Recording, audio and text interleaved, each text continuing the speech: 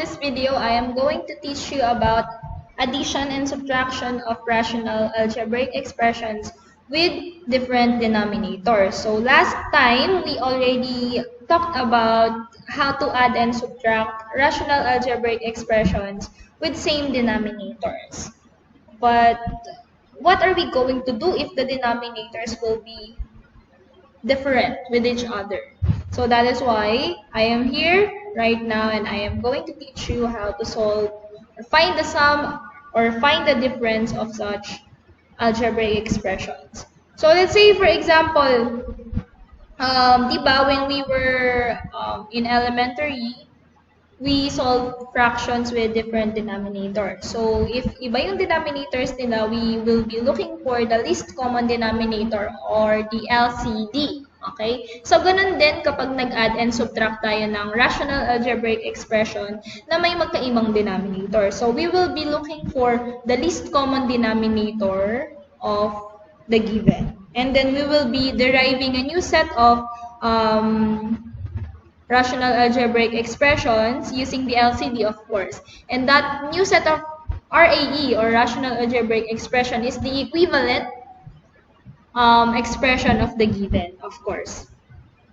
And then right after natin makapag-derive, we can now add and subtract. So paano yun? No, let's stop talking and just solve an example. So let's say we have this example number 1 and the given is let's say we have 3x over x cubed y, and then we will be adding this with 4x over x squared y cubed. So, in short, we will be looking for the sum kasi we will be adding. Okay, we will be finding the sum of this rational algebraic expression. But then, the denominators are different. So, first, we will look for the LCD. Okay, so we will look for the LCD of the denominators.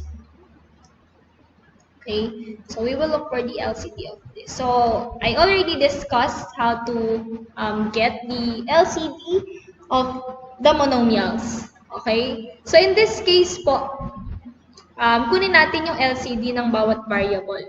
Okay, so sabi ko kapag variable yung given and the variables have the same basis, you can actually get the LCD by just observing the exponents. Okay, so kung sino yung may malaking exponent or yung mas may malaking exponent, siya yung LCD. So, between x cubed and x squared, what is the LCD? Of course, x cubed.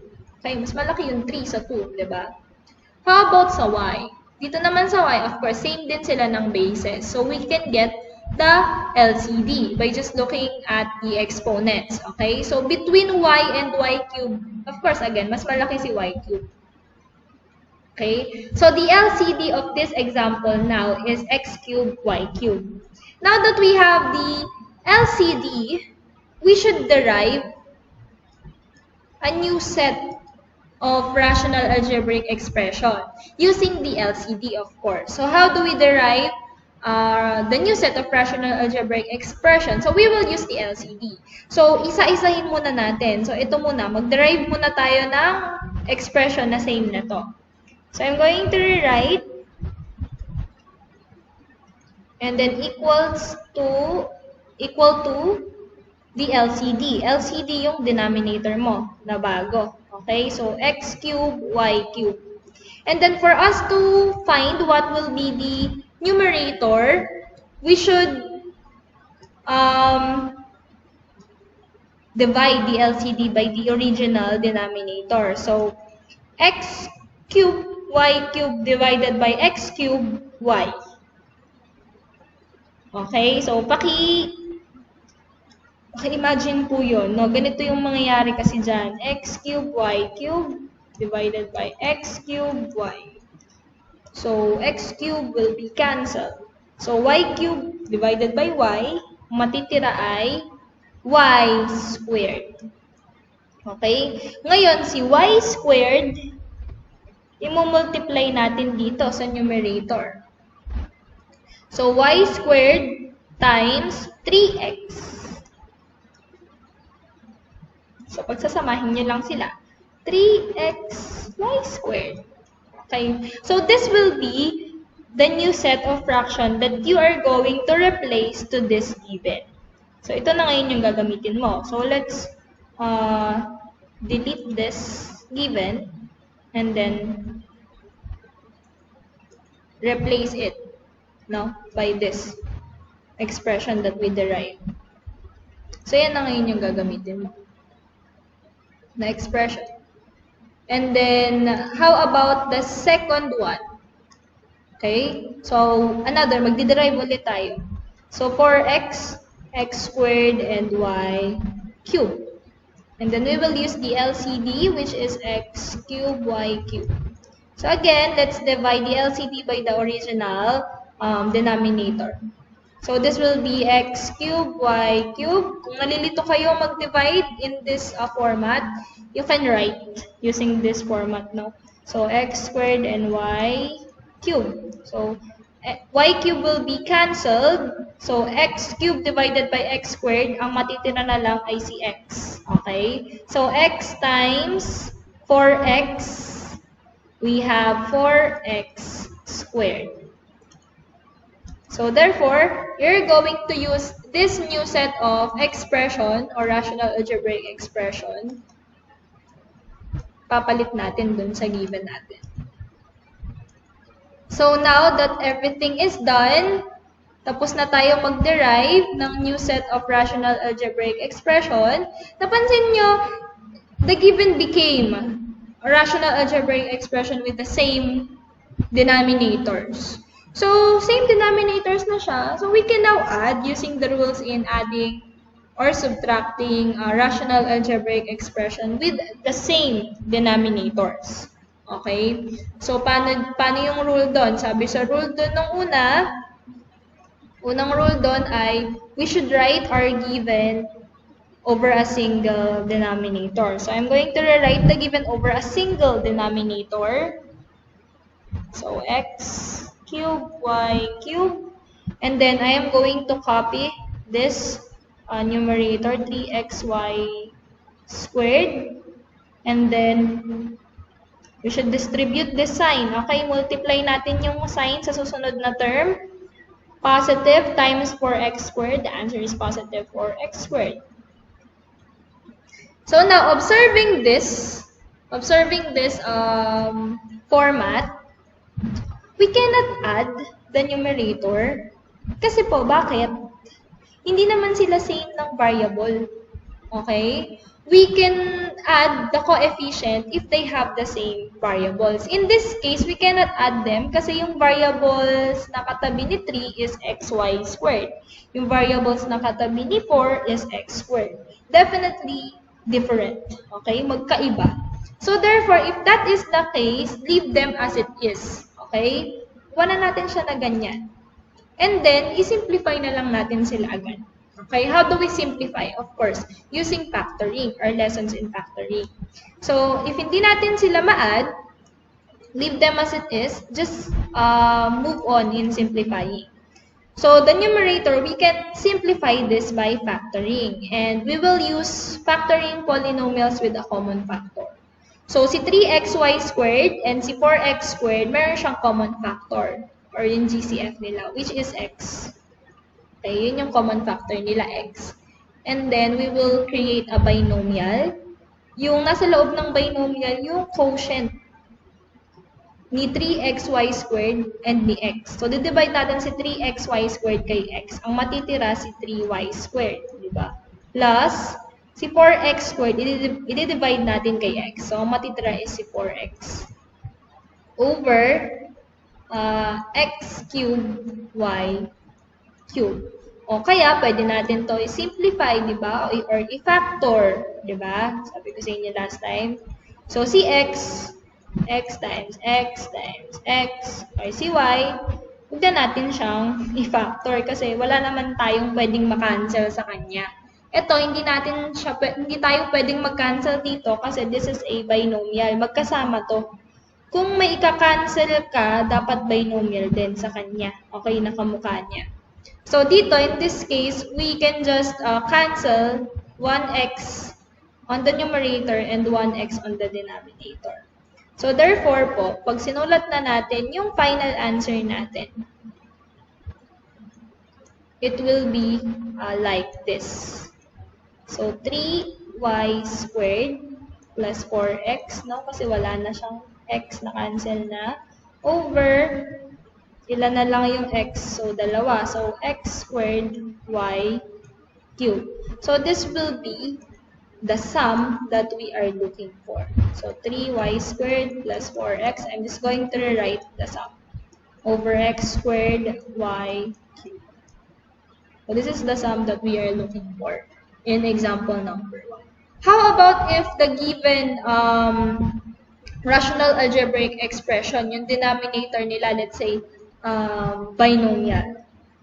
So again, last time I already teach you how to get the LCD if the denominators are binomial. So let's say we will be finding the difference of this example. So x over x minus 3 minus 3 over x squared minus 9. Again, before anything else, let us look for the LCD of this given. So, to find the LCD, again, we need to use our knowledge in factoring. So, we have x minus 3, hindi na natin siya pwedeng ma-factor kasi it is already in simplified form. Okay? Pero si x squared minus 9, we can factor this using difference of two squares. Okay? So, ang factors niyan is x plus 3 and then x minus 3. Diba ganyan yun sa difference of two squares. So, now napansin nyo, sinabi ko sa inyo, kapag merong factors na magkamukha or dalawang factors na magkamukha, we will count that as 1. So, we can now erase this one. And the LCD will be quantity x plus 3 and quantity x minus 3. This is your LCD now. Now that we have the LCD, we can now derive our new set of rational algebraic expression using the LCD. So we have x over x minus 3. And then the LCD, I'm going to rewrite the LCD.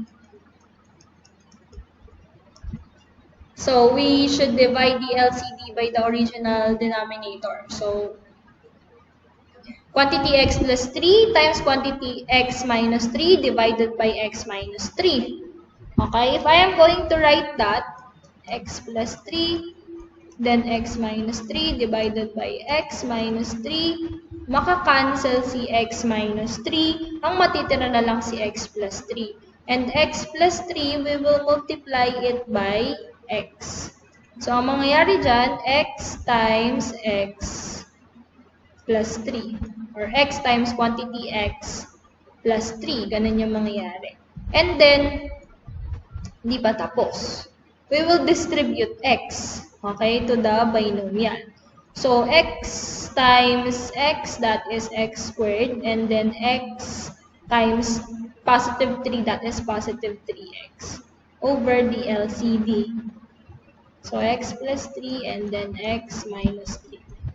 Okay lang na magkapalit to, no? And then now that we derive our new set of rational algebraic expression, we can now change the given. No, so, palitan na natin siya. But I'm going to move kasi medyo humaba.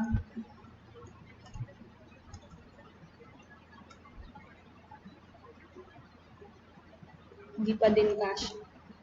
So, move ko lang to. And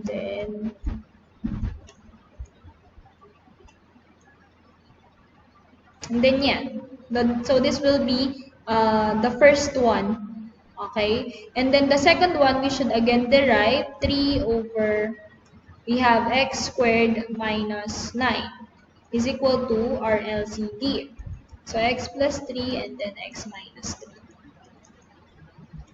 So, we should divide the LCD by this. So, quantity x plus 3 times quantity x minus 3 divided by x squared minus 9. As we all know, Si x squared minus 9, kapag pinactor natin, ganyan din makukuha natin, di ba? So, therefore, pag dinivide natin yan, ang sagot, 1. Okay? So, 1. Cancel lahat eh. No? 1. Paano po ma'am again nangyari doon? So, ulitin ko lang. Pag pinactor natin yung denominator nito, di ba ganyan din yung magiging answer? Pag dinivide natin yan,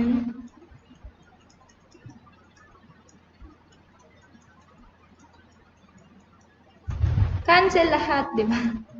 Cancel lahat. O therefore, kaya sabi ko kanina, 1. O, dinivide natin, the quotient is 1. Ito times natin si 1 kay 3. So therefore, this will be 3. Okay? And, balik ko lang yung una nito. So this is x squared minus 9. So this will be the new set of rational algebraic expression that you're going to use. So I should delete this and then copy natin to. Move ko siya sa taas. Okay? So now that we are finished finding the LCD and finished deriving, they are rational algebraic expressions with the same denominator. So pag same in denominator nila, you can apply the rules in adding RAEs or rational algebraic expressions with the same denominator. And the first rule there is we should rewrite the given over a single denominator. So write natin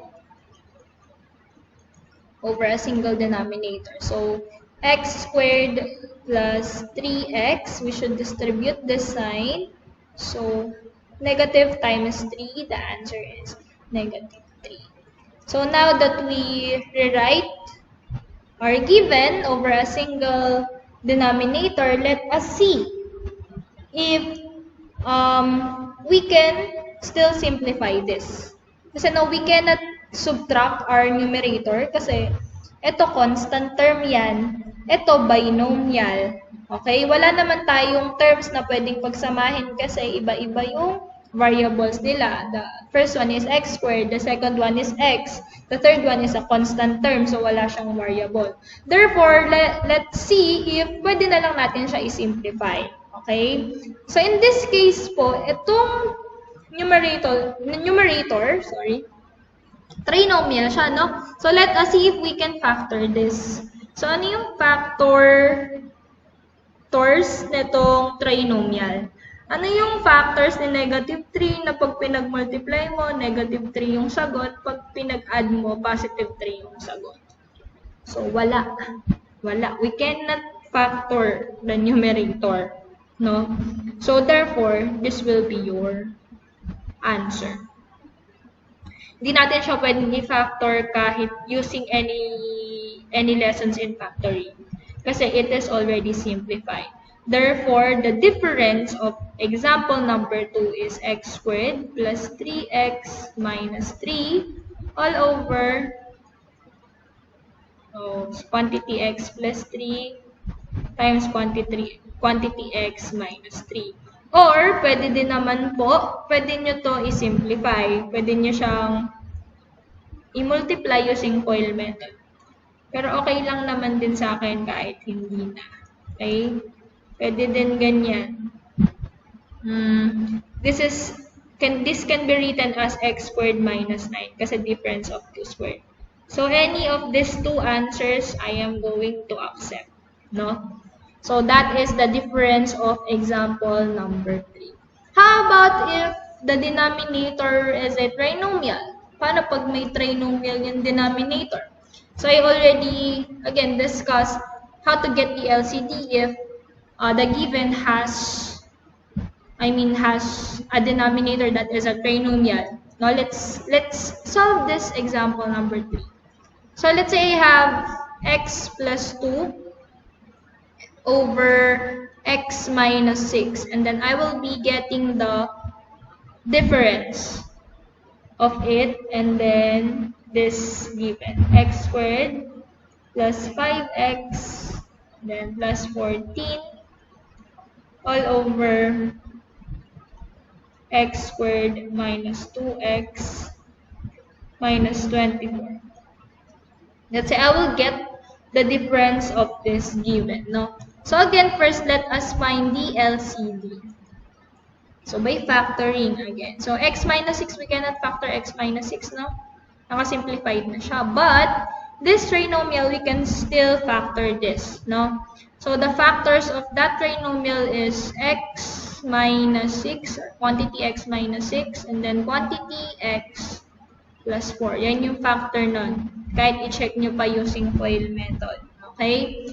So again, napansin nyo, dalawa yung x minus 6. So we can just leave 1.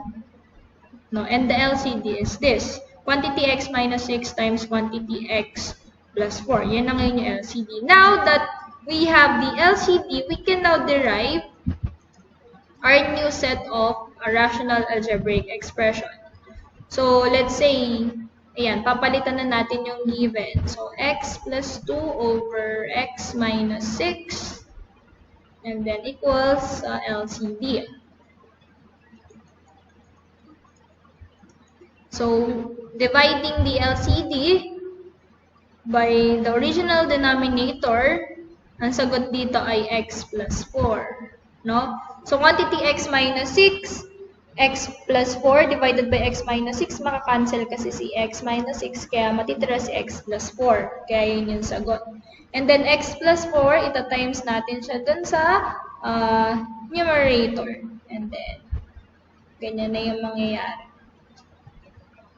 So, quantity x plus 4 times quantity x plus 2. And we are not yet finished kasi we will simplify yung nasa taas or yung numerator. So, the answer here is x squared plus 6x plus 8. Yeah, if I'm not mistaken. Yeah. Over the LCD or the new denominator. Quantity x minus 6 times quantity x plus 4. Okay? Now that you already derived your new set of rational algebraic expression, pwede nyo na siyang ipalit doon sa given natin. So, this will be like this. Ayan. And then, the second one, let us derive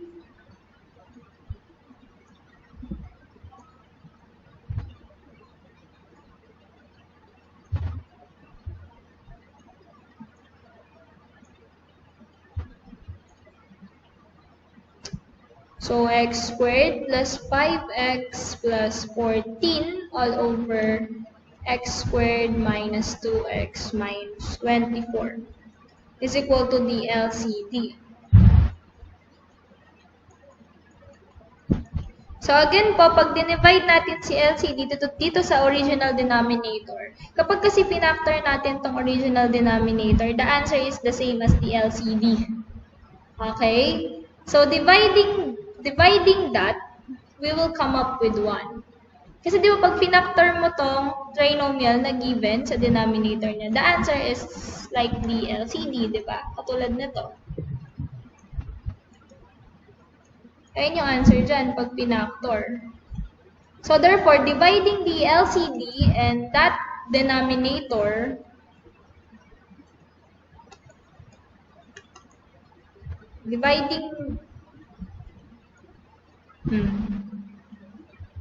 Dapat pala sinulat ko na lang. So, bawa yan. Di ba yan yung, di ba ayan yung LCD?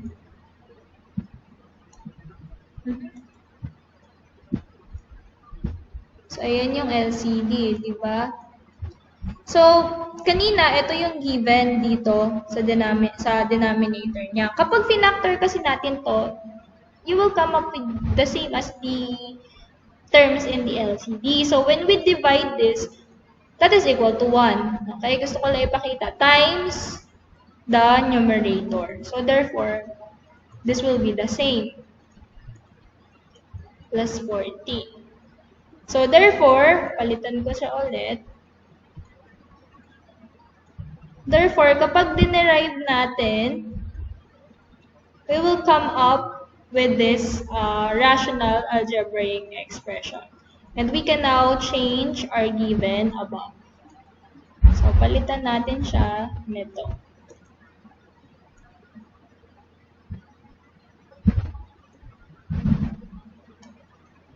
Then I am going to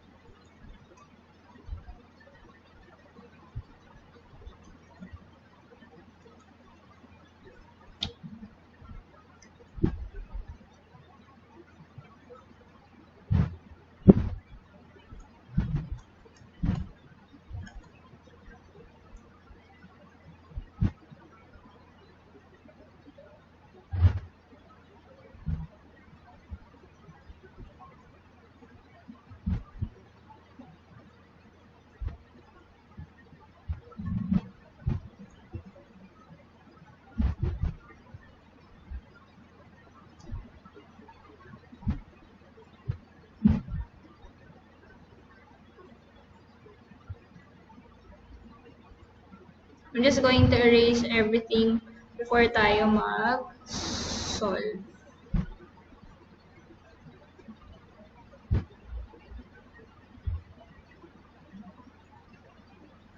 So yan. So now that we have the new set of rational algebraic expression and they have now the same denominators, we can proceed in adding rational algebraic expression with the same denominator. So ang rule doon, again, i-rewrite natin yung given natin over a single denominator.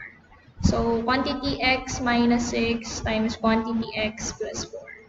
And then I'm going to copy this x squared plus 6x plus 8, and then we will be distributing this sign. So negative times x squared, the answer is negative x squared. And then negative times positive 5x, the answer is negative 5x. And negative times positive 14, it will be negative 14. Then right after that, as you can see in the numerator, there are terms that we can combine. No? May mga terms na magkakamuka na we can combine them. Okay? Katulad na lang ni x squared and then ni negative x squared. Tulad na lang ni positive 6x and then si negative 5x. This is also the same as, ayan, para makita nyo.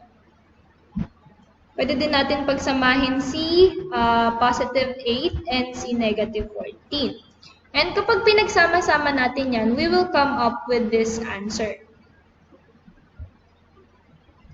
So, x squared plus negative x squared, this will be cancelled. 0 na yan, no? Kasi positive plus negative is 0. And then same sila. Same sila ng, terms. Okay? So, positive x squared plus negative x squared, that is 0. And then next, positive 6x plus negative 5x, the answer is x. Okay? And then the next one, 8 plus negative 14, the answer is negative 6 over the LCD. Okay?